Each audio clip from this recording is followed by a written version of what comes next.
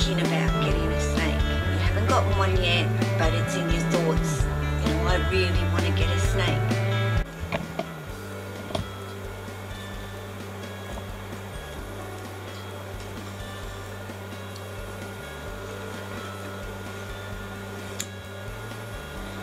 Okay, everybody.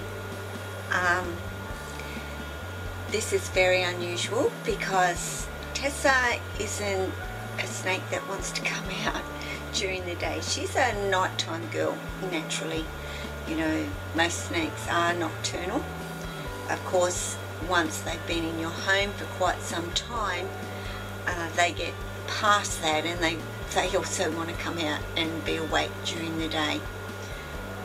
But I want to talk about today, while I have Tessa, because she is not yet a yearling. So for me, she is still considered one of my babies. And not only that, you know, Tessa is going to grow up to be one big girl. She isn't going to be what I would call a little snake. I'll bring you up so you can see me while I'm actually talking to you, which is quite difficult with snakes because you know, I want you to see them and not necessarily me. Is this weird for you, Tessa, to be out during the day? I'm sure that it is. Hey. But there she is, doing really well and growing. That's all she seems to be doing, is growing, guys. So I'll zoom in a little bit on her and less on me, and hopefully I can keep her in view of the camera. Being so long and slender, she disappears quite quickly, don't you, darling? So this video I want to talk about, you know, you're thinking about getting a snake. You haven't gotten one yet, but it's in your thoughts. You know, I really want to get a snake. And, you know, that is fabulous. I think it's wonderful that there's so many people out there that more and more and more are actually looking at snakes as becoming a part of their family. And I've got absolutely nothing against it. But I do ask the question, why? You know, I will say, why do you want to have a snake? And more often than not, I get, you know, I think they're beautiful and they're lovely, and I think it would be something that I would enjoy and get a lot of enjoyment out of, actually having a snake. And that is really the answer that I personally like to hear. That is what they're thinking when they say, you know, I would really like to have a snake. So I've actually written notes, guys, because these days if I don't, I get through a video and go, I forgot to say this or I forgot to say that. So I don't always take notes, but when I'm trying to make some points about what I'm talking about, I jot down a few bits along the way. I go off track, of course, but I'll try and stay on task here. So, you know, I might ask, and how are you able to accommodate that snake? You know, that could be referring to what size your snake is ultimately going to end up being, or you yourself being able to manage that particular breed that you choose. You know, I'm not going to tell you, do not get this breed for your first snake. Yeah, I've mentioned in videos the people who can, or in the US, you know, for me a corn snake is a perfect first snake. Here in Australia, you know, I would go with the children's or the spotteds as being a choice for a first snake.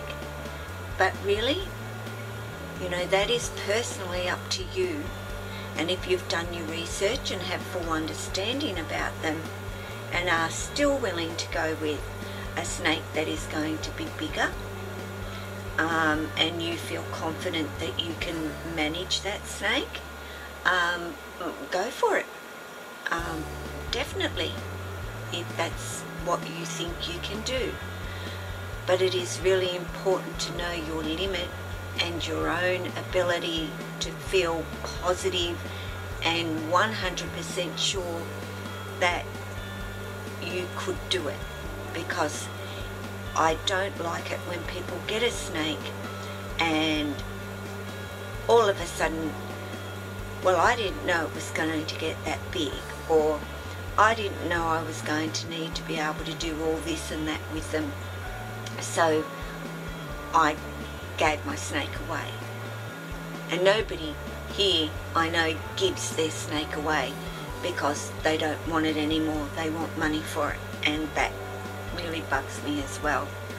You should be grateful, you know, especially if you really police who you're going to give your snake to. If it's going to go to a wonderful, loving home, give them the snake.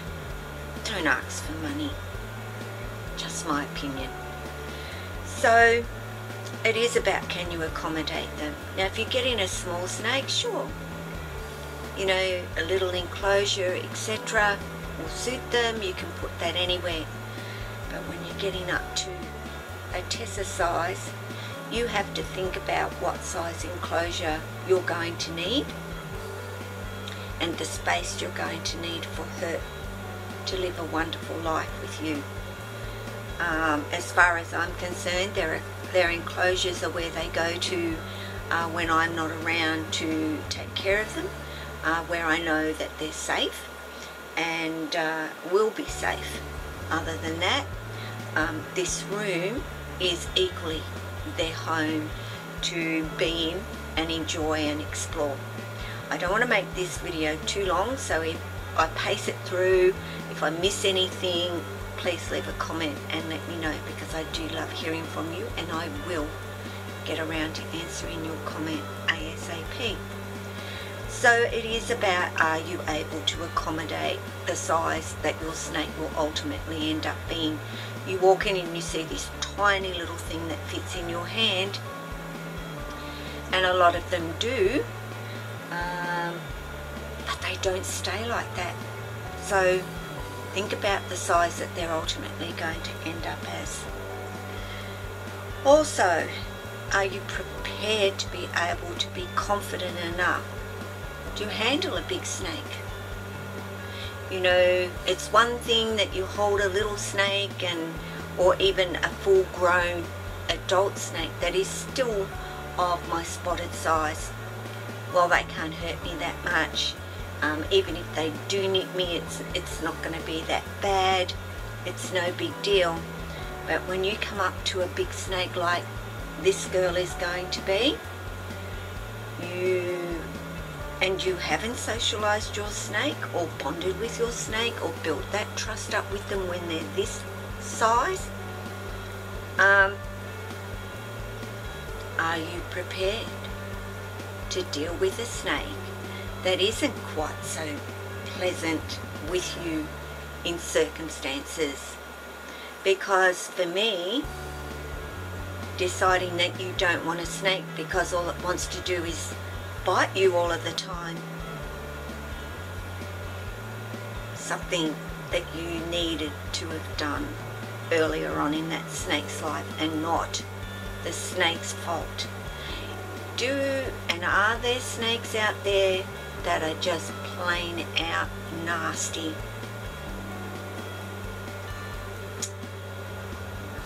You know, I'm not going to say there can't be, but I will say why. Why is that the case? I don't think that they continue to be like that unless there's been a reason for it. Now, how do you perceive to live your life with the snake? is that, well, you put them in an enclosure and you feed them regularly, and you get them some fresh water, and you keep their enclosure nice and clean. Yes, that is certainly what you will do. But if that is your only plan on how you care for your snake, then no.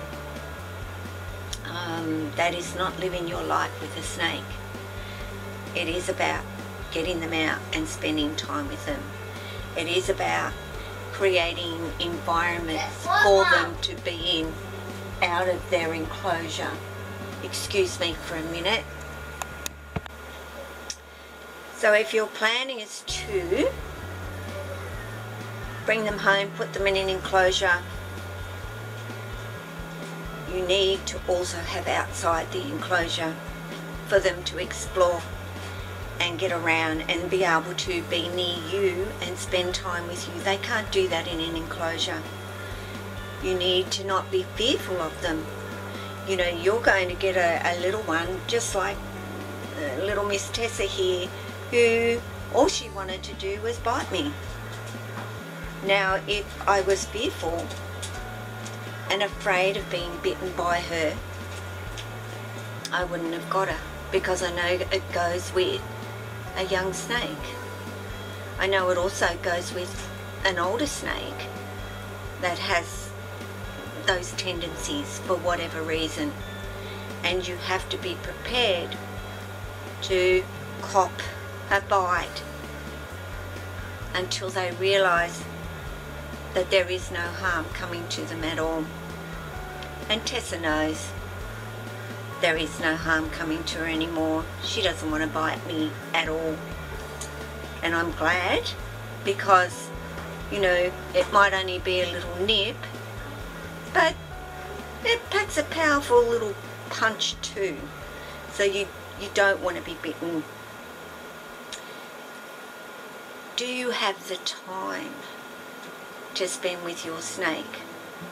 You know, I'm not saying if you're at work 8 hours a day, you shouldn't have a snake. Because if you're prepared to come home and put some time in with your snake, that's fantastic. I'm not saying you have to have your snake out for hours and hours like I do. But I'm not physically doing anything, say with Lily right now, who's up in the hangout spot. She's happy to just hang up there, but she's out. So, do you have the time to put in? And in the early days with these little ones, you really do need to do it.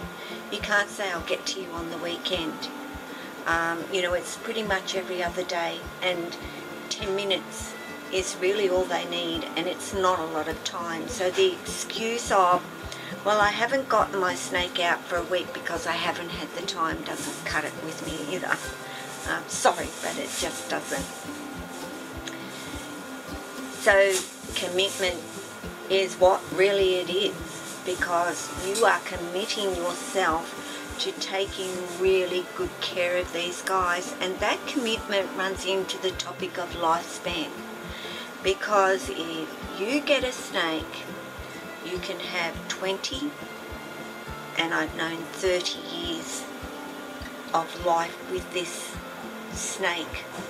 It's a long, long time. So when you are thinking about getting your first snake, you think about, I am committed to this snake for the next 20, 30 years. And they do live that long, guys, if you take really good care of them. So, cost. A small snake to feed them, yeah, there's a cost. A big snake, those costs go up. Goes up in all areas. The size of their enclosure, the feeders that you'll need, well, the size of your feeders. The cost goes up with the size of your snake. So if you're running on a budget and you've worked it out that, yeah, I can afford a snake, but a smaller one, I will be able to financially maintain that snake. Because not only do you have feeders, but you may have vet costs, which currently, as you know, I'm going through with my Lacey. And so far, her vet costs have been $400.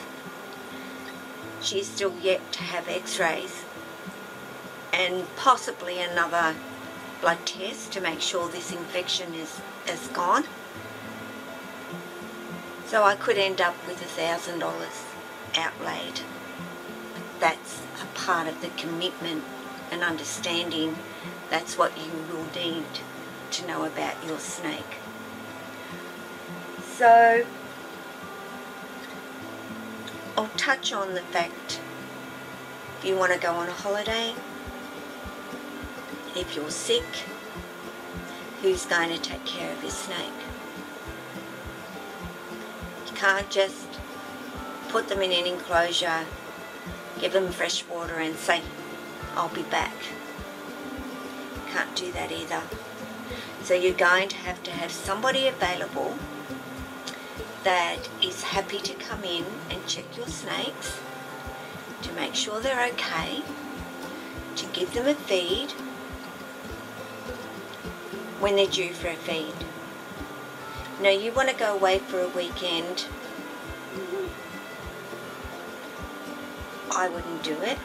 I know lots of people that do, but seriously, with my Lily, I learnt really fast. 48 hours, well, was it 48 hours? It was 24 hours, and she was a mess. But you know, there may come a time when I just have to, and Lily is going to have to deal with it. Terrifies me, but she will have to. So think about it from that aspect as well. If you want to go on holidays, have you got somebody to take care of your snakes? And if you do, make sure that you've introduced your snakes and they know that person as well. You know, some snakes take to other people really easily, and others can be a little bit more fussy about who they like and don't like. And also having that plan in place that should anything, you know, God forbid, please, anything happen to you, you have got somebody that is prepared to take your snakes, or you have a plan in place for that should it happen. So this video isn't an hour long. So, you know, once I get chatting, I could keep on chatting, believe me. I just, you know, it is my life and who I am. And love having time. I'm actually going to allow Tessa for the first time to go on the jungle gym and have a little bit of an explore. So I'm going to turn you around so you can see her do that, because I think Tessa is well and truly ready for that, and I would like you to be a part of her first time doing things. So I'm going to flip you around and let Tessa have an explore. So let's go, Tessa, and tell me what you think. Hey? Are you going to go on this, or are you going to stay on Mum? Oh, and I'll drop the camera down because it's not tightened up, but I'll figure it. What do you think? Are you just going to come back to me? Hey? Where are you going to go? Oh, on the tripod. Hang on, guys. I will let her know that there's a whole bigger area, and I will try and lift this up, seeing as I've dropped it. Tighten it up so it doesn't drop again. Still got my arm, and she's still wondering, what is this?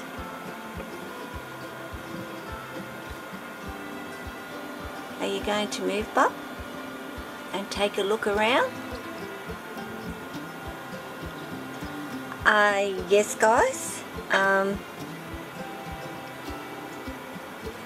She is, well, her colours are starting to deepen, as you can see.